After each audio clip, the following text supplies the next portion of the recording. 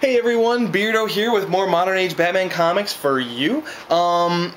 So today we're pretty much going to wrap up Grant Morrison's arc on Batman.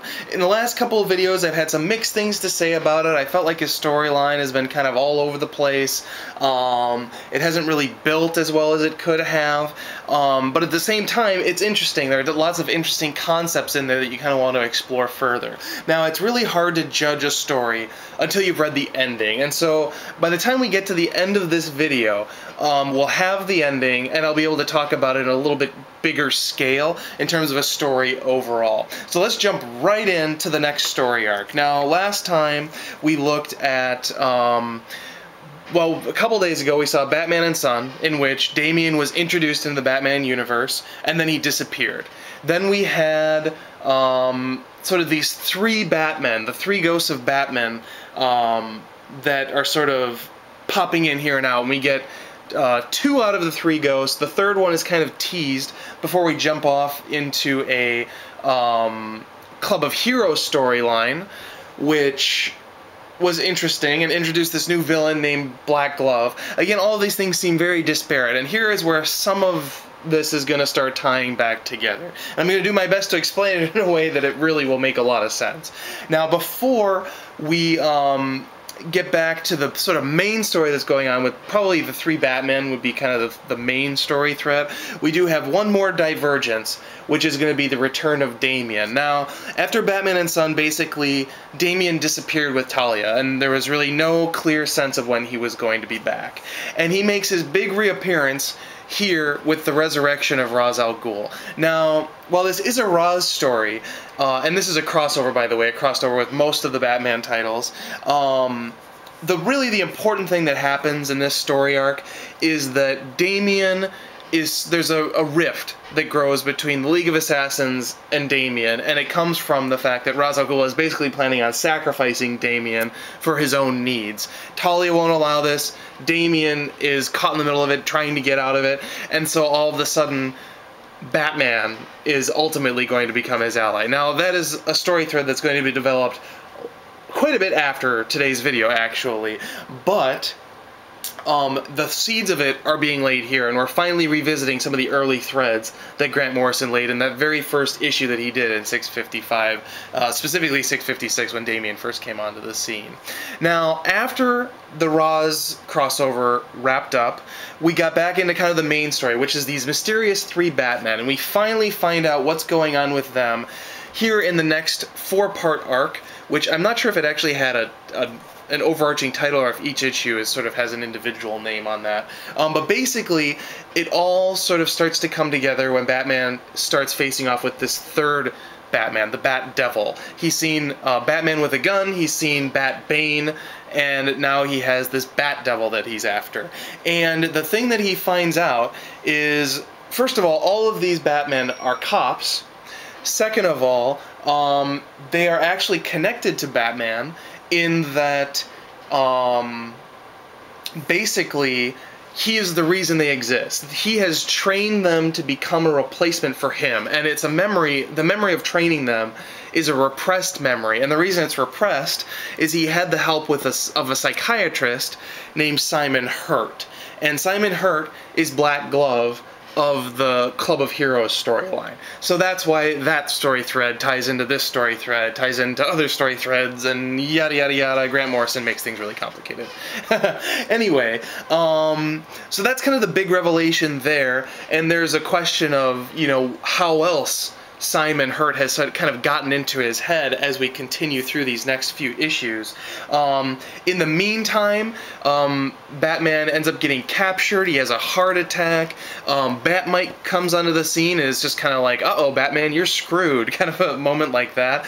And then you have this cover, which actually reminds me a lot of the cover of Action Comics number 2, I think it was, with Superman in almost exactly the same position. This arc with Batman sort of having, you know, his heart stop and being, you know, tortured and all this stuff really reminded me of like this really messed up version of 24, only Batman instead of Jack Bauer. Anyway, long story short, at the end of 675, Batman's love interest at the time, her name's Jezebel Jet, I haven't really talked about her because she's just kind of been in the background of these issues, finds out just because Batman has sort of been tricked into, or I should say Bruce Wayne has been sort of tricked into revealing his true identity after he's been attacked as Bruce Wayne. Jezebel Jet finds out that he is Batman, and that leads directly into the big storyline that's going to tie all of these loose ends together. The Batman, Simon Hurt, and just all of that stuff that Grant Morrison's building up, and that is Batman R.I.P. Now, Batman R.I.P. is a storyline that I personally really don't care for particularly. It's not bad, though. Basically, what Grant Morrison did with this Batman run, and it really comes out in this, is he really tries to deconstruct the character and sort of rebuild him up in a new way. And he did that with all of the Batman titles, not just Batman, but the whole direction that Batman took.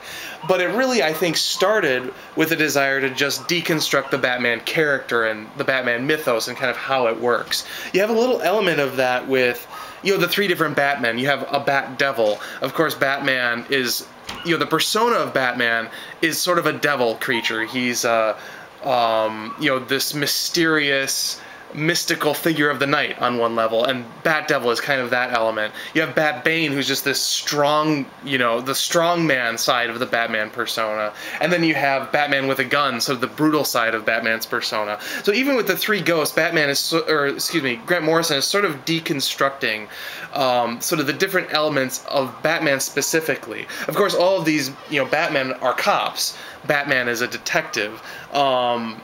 So you have, you know, these different elements of Grant Morrison really trying to pick apart these different elements of the character and rebuild them up in a new way. And what happens in Batman R.I.P. is he really takes that to the next level and sees how far he can push that character that he's been kind of picking apart issue by issue in the first part of his run. Now, the actual storyline of R.I.P. is Simon Hurt captures Alfred, takes over the Batcave, and wipes Batman's memory. There's a trigger word that basically he is planted in Batman because he was his psychiatrist for a while that makes Batman's kind of forget everything. But of course, Batman is a plan for every eventuality, including some kind of mental breakdown. And so he creates sort of this alternate superhero persona named Zur-En-Arrh, I think is what he goes by. Honestly, I'm not sure if, because that's the trigger word too, so it's a little confusing.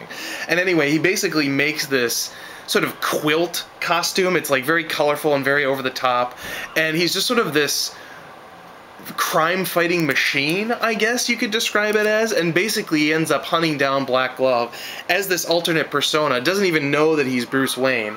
In the background, Batmite is in all of this, by the way, sort of commentating, and, you know, there's this element of, you know, the mischief of Batmite and the mischief of this sort of strange Batman persona that Bruce Wayne has sort of created for himself so that he can hunt down Black Glove and stop him.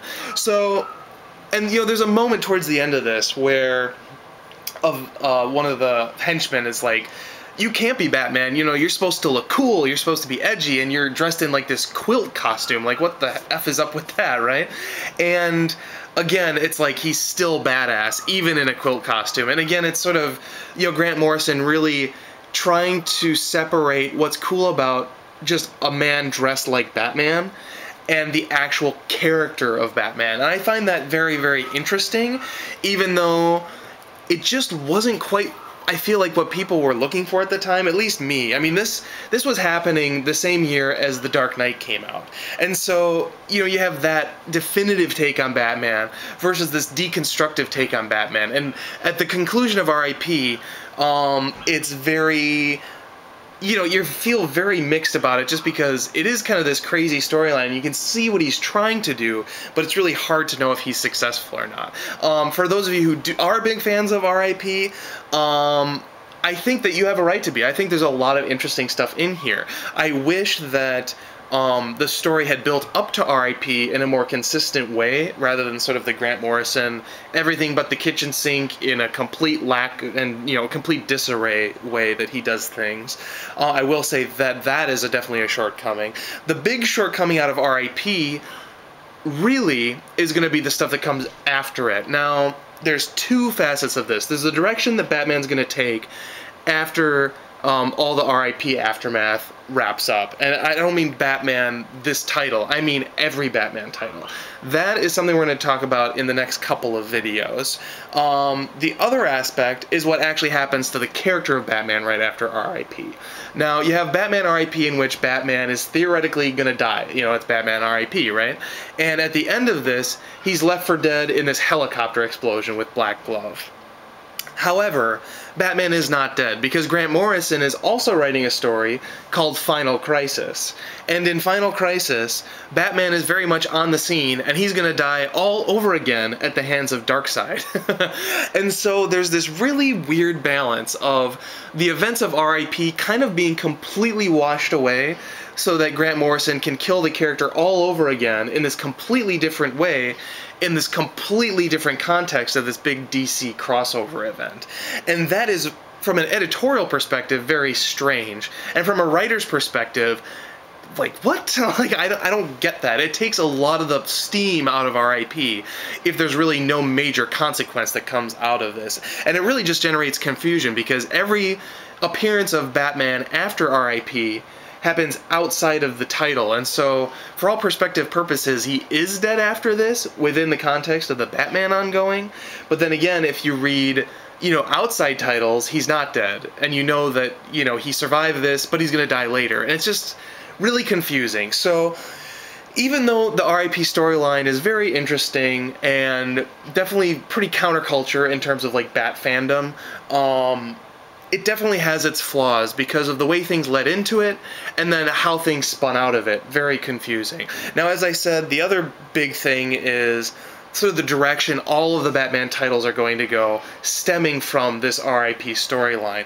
But that is definitely a video for another day. Definitely for, you know, I'll sort of be able to illustrate that a lot better after we get through sort of the next storyline and the R.I.P. aftermath. So I will come at you with another video tomorrow, and we will talk about some more of the after effects of R.I.P., the after effects of Grant Morrison's run on Batman, and we will get very close to wrapping up the modern age history of Batman. Yes, it is almost here. I can't believe it. So anyway, thank you all for watching. It's been fun, and I'll see you all tomorrow. Bye-bye.